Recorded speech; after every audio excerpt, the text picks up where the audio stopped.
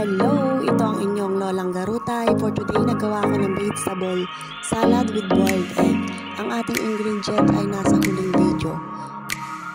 Subukan yung gumawa guys. Napakasarap. Siguradong magugustuhan ng mga anak ninyo to. Napakasarap. Sure ako. And comment kayo guys kung nagustuhan nyo ang